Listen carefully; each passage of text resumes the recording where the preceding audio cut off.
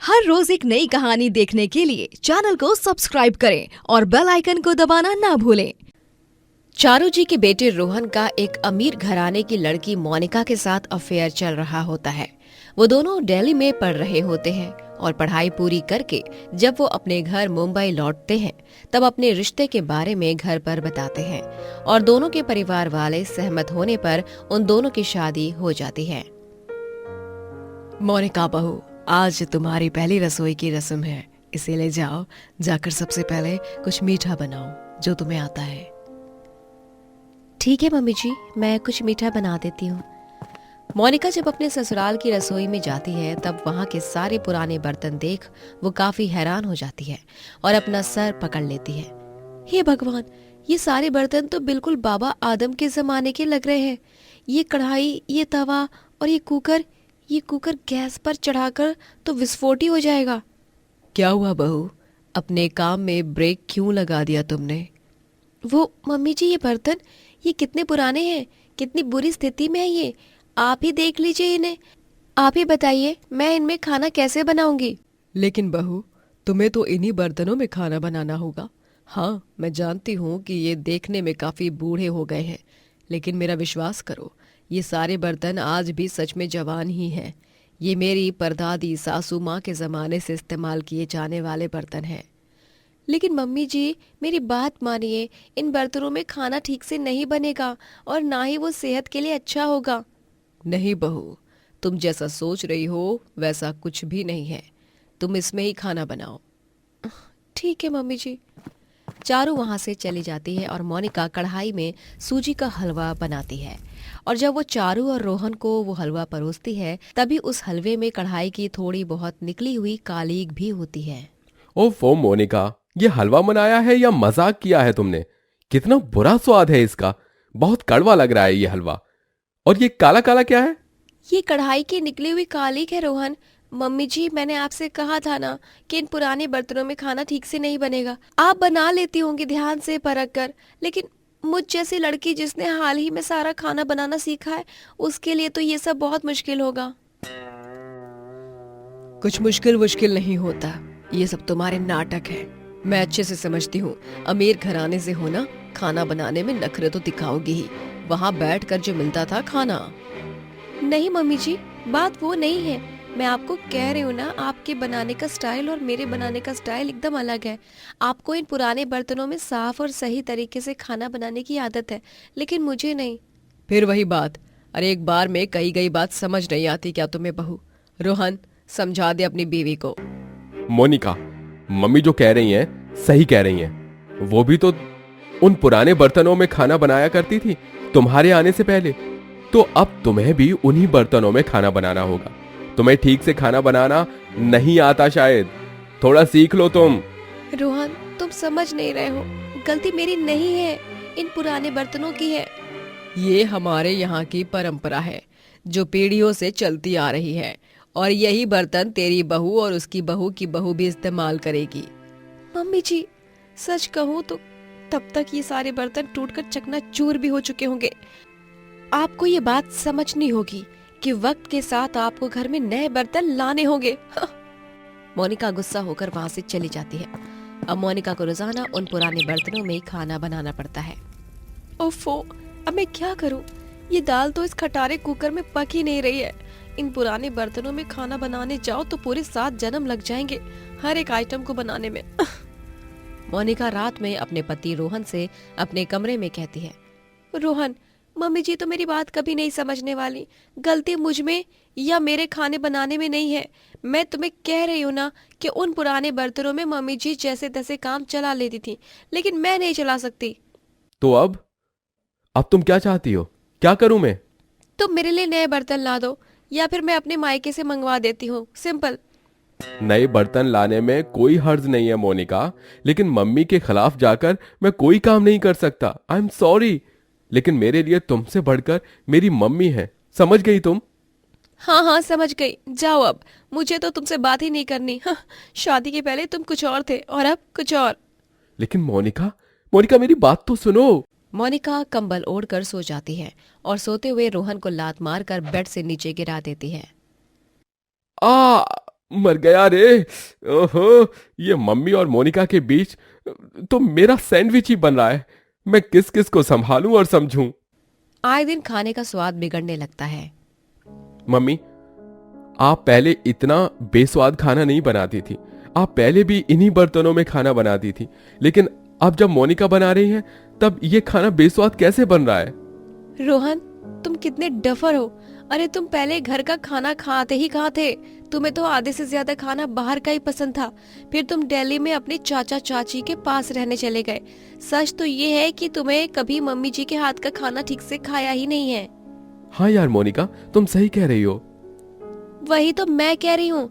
Mummy जी को पुराने बर्तन का बुरा खाना खाने की आदत पड़ चुकी है, लेकिन इन्हें ये नहीं पता कि ऐसे ही ये इन गंदे पुराने बर्तनों में खाना पकाती रहेंगी तो एक दिन इन्हें बहुत बड़ी बीमारी हो सकती है। अरे ओ चुड़ैल, बकवास बंद कर अपनी, वरना एक खींच कर दूंगी, सारी अकल ठिकाने आ जाएगी तेरी। आपको बस यही बोलना आता है मम्मी जी? आपने तो कसम ही खा रखी है कि आप घर में नए बर्तन लाएंगे ही नहीं। हाँ जा, अब तो चाह कर भी नहीं लाऊंगी। जो उखाड़ना है उखाड़ ले। और हाँ, तू भी कान खोलकर सुन ले रोहन, अपनी इस लुगाई की बातों में आकर तू भी नए बर्तन नहीं लाएगा। अगर घर में नए बर्तन दिखे तो मैं उन्हें उठाकर फेंक दूंगी। एक दिन जब घर में रोहन के बॉस और उनकी बीवी आते हैं, तब उन्हें खाना परोसने पर वो दोनों देखते हैं कि उस खाने में आधे बर्तनों की कालीक लगी हुई है और साथ ही खाना काफी बेस्वाद बना है। ये सब क्या है रोहन? ये क्या खाना बनाया है तुम्हारे घर वालों ने? ओह सच में बहुत ही बेस्वाद बना है सारा खाना, और साथ ही अनहाइजीनिक भी। ऐसा लग रहा है जैसे बिना धोए हुए बर्तन में खाना पकाया हो या फिर पुराने बर्तनों में खाना बनाया हो। जी सर, वो दरअसल। शट अप रोहन, हम यहां तुम्हें तुम्हारे प्रमोशन की खबर देने आए थे, लेकिन तुमने हमें ये घटिया और खराब खाना खिलाकर अच्छी मेहमान नवाजी की हमारी। अब भूल जाओ तुम अपना प्रमोशन। हाँ। लेकिन सर प्लीज रुकिए। सर मेरी बात तो सुनिए। Sir, ma'am sir. रोहन के बॉस और उनकी बीवी दोनों निराश होकर वहां से चले जाते हैं, जिसके बाद रोहन और मोनिका चारू पर बहुत गुस्सा हो जाते हैं और चारू भी शर्मिंदा हो जाती है। देखा मम्मी, आपके पुराने बर्तन की जिद के कारण आज क्या हो गया, मेरा प्रमोशन होते होते रह गया। और करिए ना जिद, हो गई ना आपके मन की शांति अब। मुझे माफ कर दो बच्चों, मुझसे बहुत बड़ी भूल हो गई है। कंजूसी के चलते मैं ये सब कह रही थी तुम्हें, लेकिन मुझे नहीं पता था कि मेरी इस हरकत के कारण इतनी बड़ी मुसीबत हो जाएगी। चारू उन दोनों से माफी मांगती है और वो खुद जाकर रोहन के बॉस से भी माफी मांगती है, जिसके बाद वो मान जाते हैं और रोहन का प्रमोशन हो जाता है। उस दिन के बाद घर में नए चमचमाते हुए बर्तन आते हैं और फिर सभी बढ़िया बढ़िया खाना बनाकर खाने लगते हैं। राजनपुर कहकर एक गांव में बंसीलाल और कुसुम नामक दो गरीब पति पत्नी रहते थे। बंसीलाल एक किसान था जो किसानी करके अपनी बीवी कुसुम और अपनी बूढ़ी माँ चंदा का पेट पालता था। एक दिन गांव में तेज तूफान आता है, जिस कारण सारा खेत बर्बाद होकर बंजर बन जाता है। अरे नहीं, अब मैं क्या करूंगा? मेरे खेत की जमीन बंजर हो गई। ये कैसी घोर समस्या आ गई मुझ पर ईश्वर। संभाल संभाल अपने आप को लल्ला, अब जो हुआ सो हुआ, हम क्या कर सकते हैं। जी माँ जी बिल्कुल सही कह रही हैं, अब हमें कुछ और काम ही करना पड़ेगा। आप चिंता मत कीजिए, सब ठीक हो जाएगा, देखना। कुसुम, सब कुछ इतनी आसानी से ठीक नहीं होगा। आजकल कहीं भी जल्दी काम नहीं मिलता। मैंने बचपन से खेती बाड़ी के अलावा और कोई काम नहीं सीखा। न जाने क्या करूंगा अब मैं। कुसुम और बंसीलाल अगले दिन से ही गांव में नौकरी की तलाश करने निकल पड़ते हैं, लेकिन लगातार एक हफ्ते तक नौकरी ढूंढने के बाद भी उन्हें कहीं नौकरी नहीं मिलती।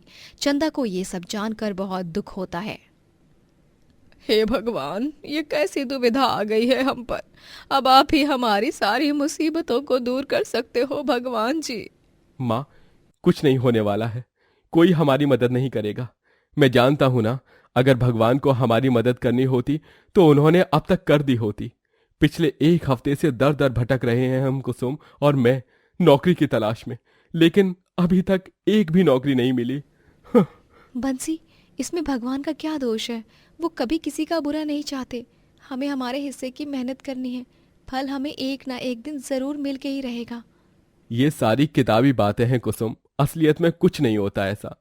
अब तो लगता है सड़क पर बूट पॉलिश का काम ही करना पड़ेगा। आज शाम को बाजार जाकर पॉलिश खरीद लेता हूँ। शाम को बंसीलाल बाजार में जाकर पॉलिश खरीद लाता है और उसे इस दुविधा भरी अवस्था में परेशान देख चंदा की आंखें नम हो जाती हैं। माँ जी, आप तो हिम्मत रखिए, यूं आंसू बहाकर हमारे अच्छे दिन लौट आने वाले हैं क्या? ना जाने किसकी बुरी नजर लग गई है मेरे लल्ला पर। बेचारा कितना परेशान है।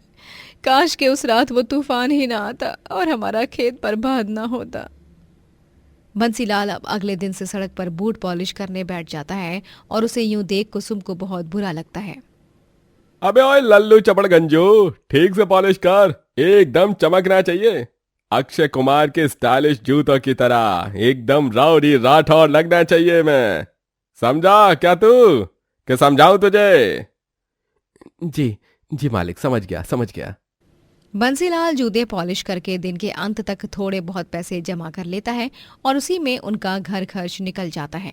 वो लोग रोजाना सिर्फ दाल चावल खाते हैं और वो भी सिर्फ एक ही टाइम। जहां एक वक्त पर उनका घर राशन से भरा हुआ था, आज राशन के सारे कनस्तर खाली पड़ चुके थे। क्या दिन आ गए हैं। एक समय था जब मेरी पूरी रसोई सामान से भरी हुई थी और आज देखो, मैं कल ही मंदिर जाकर भगवान से प्रार्थना करूंगी कि हम पर आई सारी मुश्किलों को दूर कर दो। अगले दिन कुसुम और बंसीलाल दोनों गांव के मंदिर में जाते हैं और वहां पर वो प्रार्थना कर ही रहे होते हैं कि तभी उन्हें सड़क से एक नौजवान लड़की के चीखने चिल्लाने की आवाज सुनाई देती है। बचाओ बचाओ बचाओ, मुझे कोई है। बंसीलाल और कुसुम झट से मंदिर के बाहर आते हैं और देखते हैं कि एक वैन में कुछ गुंडे एक लड़की को किडनैप करके ले जा रहे हैं। हे भगवान, ये क्या? वो गुंडे उस बेचारी नौजवान लड़की के साथ कुछ गलत ना कर दें। कुसुम, हमें उस लड़की को बचाना होगा उन दरिंदों की चंगुल से। चलो कुसुम। हाँ बंसीलाल और कुसुम दोनों पास में पड़ी एक साइकिल पर सवार होकर उन गुंडों की वैन का पीछा करते हैं और वो दोनों उस वैन को रोककर आसपास के गांव वालों के साथ मिलकर उन गुंडों को मारते हैं और पकड़कर पुलिस के हवाले कर देते हैं। उस लड़की का नाम इशिका होता है। इशिका बंसीलाल और कुसुम के साहस के बारे में अपने अमीर पिता नित्यानंद को बताती है। पापा, आज अगर बंसीलाल भैया और कुसुम दीदी नहीं होते तो न जाने वो गुंडे मेरे साथ क्या करते। बंसीलाल, कुसुम, तुम दोनों को तहे दिल से बहुत बहुत शुक्रिया। तुमने मेरी बेटी, मेरे जिगर के टुकड़े की जान बचाई। शुक्रिया मत कहिए नित्यानंद काका। मैंने और मेरी बीवी ने जो भी किया इंसानियत के नाते किया और कुछ नहीं। आज के इस कलयुग में इंसानियत से बढ़कर कीमती चीज और कोई नहीं है। तुम दोनों के इस काम के लिए मैं तुम दोनों को अपने मकाई का खेत तोहफे के तौर पर देना चाहता हूं, बंसीलाल और कुसुम। नित्यानंद की ये बात सुनकर बंसीलाल और कुसुम आश्चर्यचकित रह जाते हैं। क्या? हाँ बंसीलाल, तुम दोनों ने जो किया है उसके बदले में ये खेत तो कुछ भी नहीं है। तुम्हें किसी भी चीज की जरूरत हो तो तुम मुझसे बेझिझक होकर मांगना। धन्यवाद नित्यानंद काका, आप सच में हमारे कठिन समय में साक्षात भगवान बनकर आए हो। हाँ काका, आपका बहुत बहुत धन्यवाद। नित्यानंद खेत के सारे पेपर्स बंसीलाल को देकर खेत उसके नाम ही कर देता है और अब मकई के खेत को पाकर बंसीलाल और कुसुम मकई बेचने के बारे में सोचते हैं। हाँ बच्चों, ये बहुत ही अच्छा सुझाव है। तुम दोनों मकई की लारी लगाकर बाजार में मकई बेचना और मैं यहाँ घर बैठे मकई के आटे का हलवा, मकई का मटरी, पापड़ ये सब बनाऊंगी, तो फिर तुम उन सब को भी बेचना। मैं तो बहुत खुश हूँ। देर आए दुरुस्त आए, भगवान जी ने एक बार में ही हमारी सारी मुश्किलें दूर कर दी। हाँ कुसुम, इस बात पर हम सबसे पहले मंदिर में दिया प्रज्वलित करते हैं, कुछ मीठा भोग लगाते हैं और भगवान जी को धन्यवाद कहते हैं। हाँ बंसीलाल और कुसुम अब बाजार में अपनी स्वीट कॉर्न यानी मकई की लारी लगाते हैं और बेचने लगते हैं। थोड़े ही घंटों बाद उनकी लारी के पास ढेर सारे ग्राहक जम जाते हैं और उनके मकई की खूब बिक्री होने लगती है। क्या मकाई है भाई, वाह वाह। ऊपर से ये मसालेदार स्वाद जो तुमने मिलाया है, वाह वाह वाह वाह, मजा ही आ गया बंसी भाई। मुझे तो ये मकाई खाने के बाद ये 2 पैकेट मक्के के पापड़ और मठरी भी देना भाई। तुम्हारे यहाँ का ये मकाई काफी ताजा और स्वादिष्ट है। वरना आजकल के मकाई में भी मिलावट की जाती है, फूड कलर ये सब छिड़क कर। सही कह रहे हो श्रीकांत, लेकिन अपना बंसी कभी ऐसा नहीं करेगा, क्योंकि ये पैसों के लिए नहीं बल्कि लोगों का दिल खुश करने के लिए मकाई बेचता है। धन्यवाद श्रीकांत भाई साहब। ये लीजिए मोहिंदर भाई साहब, आपके पापड़ और मठरी। धीरे धीरे बंसीलाल और कुसुम के मकई गांव में ही नहीं बल्कि शहरों में भी मशहूर हो जाते हैं और इसीलिए कुसुम और बंसीलाल ये तय करते हैं कि वो दोनों अब से मकई के बिजनेस को आगे बढ़ाएंगे और पैसे इकट्ठा करके शहरों में भी अपने मकई बेचेंगे। और इसके लिए वो दोनों पैसे जमा करके अपनी एक छोटी सी कंपनी बनाते हैं जहाँ से वो फ्रेश मकई बेचते हैं और मकई के साथ मकई से बने अन्य पदार्थ भी बेचते हैं।